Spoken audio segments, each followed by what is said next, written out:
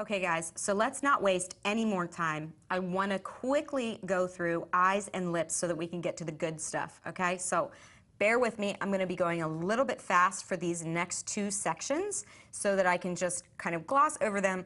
Know that they are still important in, complete workflow, start to finish. Whenever you're retouching a portrait, it is important to retouch eyes and, and lips and other things like that. But to get to the good stuff, we're going to go quickly through this, so stay tuned. We're going to have some fun here really quickly.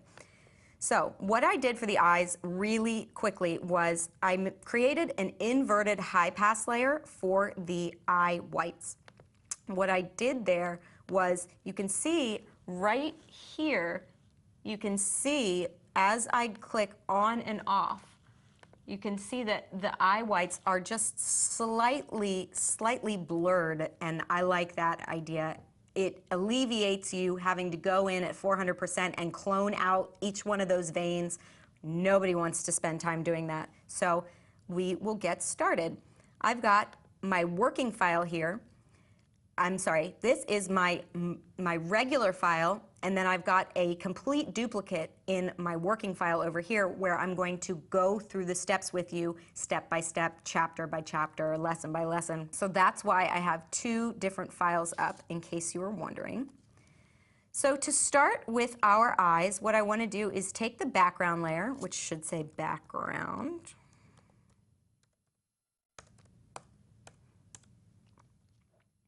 And I'm going to go ahead and lock this. All right, and we're just going to duplicate this by hitting Command or Control J to duplicate your background layer. And now we're going to call this Eye Whites Smooth Soften. And now we're going to click and drag this inside our Lesson 2 Eyes folder, just so that we have it there for housekeeping reasons. So I'm going to start up here. I'm going to go to Filter, Other, High Pass to sharpen this, but then what we're going to do is invert the sharpening and create a smoothing effect with the exact same high pass layer. So what I'm looking for here in my radius is I'm looking to find a radius or a sweet spot where the veins of the eyes actually seem to pop out a little bit more than normal. Because depending on your radius, different areas of contrast are going to be accentuated.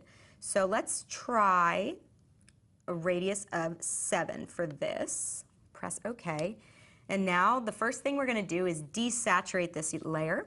We're going to use Command or Control U to bring up our hue saturation dialog box, and then just drag our saturation slider all the way to -100, and we're going to go ahead and press OK.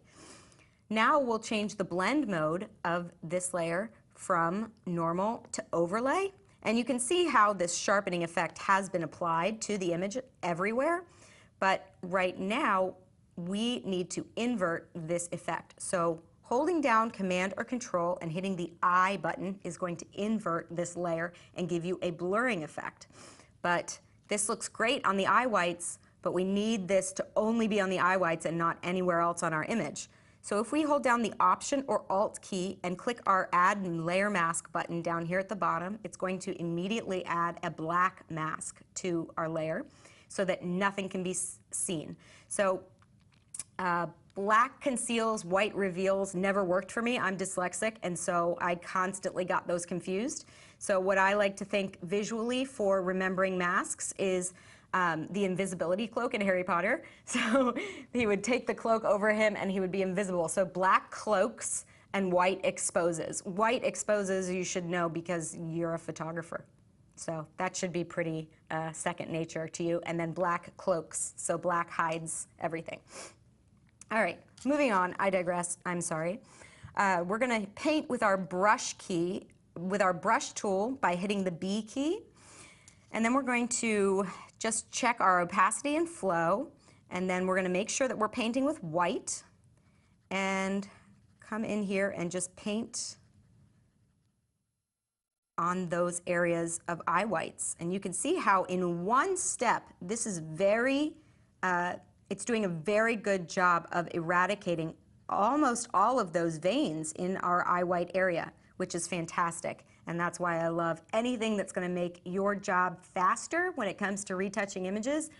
I want to teach you that, and I want to save you time, because saving you time means saving you money. So to add some color to our eyes, what we'll start with is a new layer, and then we'll come over here to our foreground color, and then we're going to just sample some kind of color from our eyes. I'm looking for a blue tone a little bit, because I know she does have blue eyes, but sometimes that blue eyes can tend to not really come across very well in camera.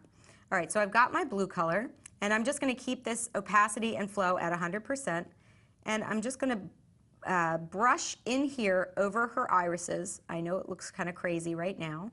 Bear with me.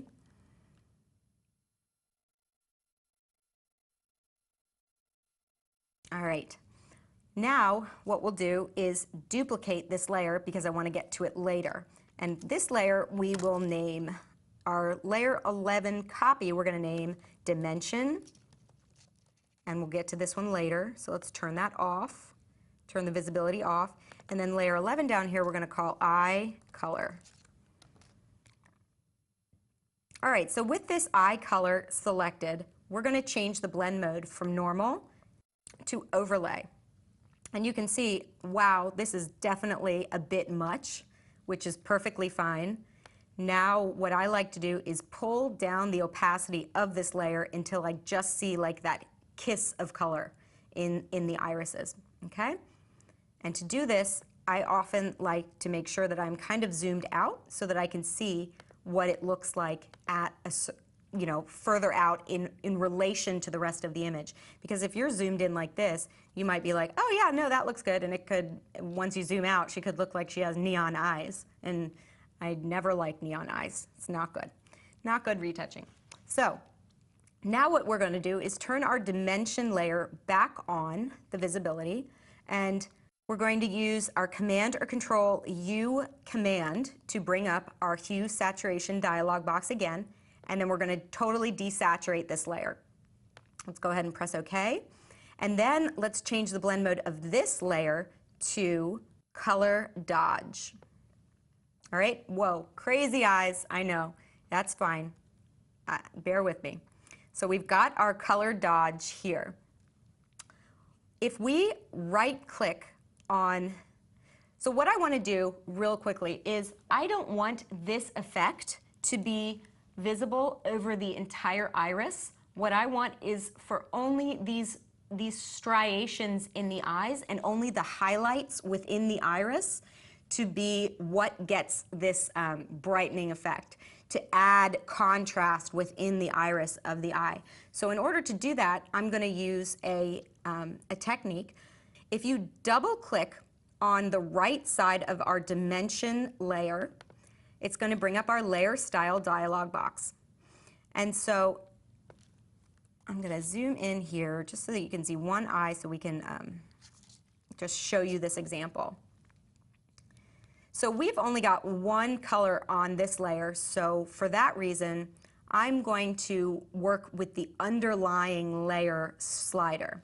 So hypothetically, if all the color in this image were taken out, every pixel would have a value somewhere on the black to white range, okay?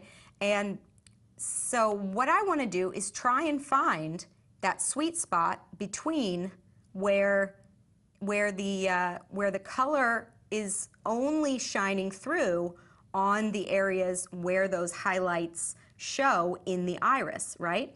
But this mask looks terrible. I mean, quote unquote mask, I know, but this doesn't look very good. So in order to, I wish there was a way to like feather this effect so that it wouldn't be, one pixel next to the other pixel, black and white. But if we come and hold down our Option key and click on this arrow, we can divide that arrow and we can find a really nice sweet spot, and it will look as if the mask has been feathered, quote unquote, okay? So now you can see that it is only applying to those highlight areas within her iris, which is going to make any of your clients look like they just have these dynamic eyes that you want to stare into all day long. So we'll go ahead and press OK here. And now this layer, just as before, okay, she kind of looks like she's got like space, like, you know, galaxies within her eyes. So let's definitely pull down on the opacity of this layer as well, but still just leaving enough so that you do kind of still see that contrast within the iris. So I hope you got all that. Let's move on to lips.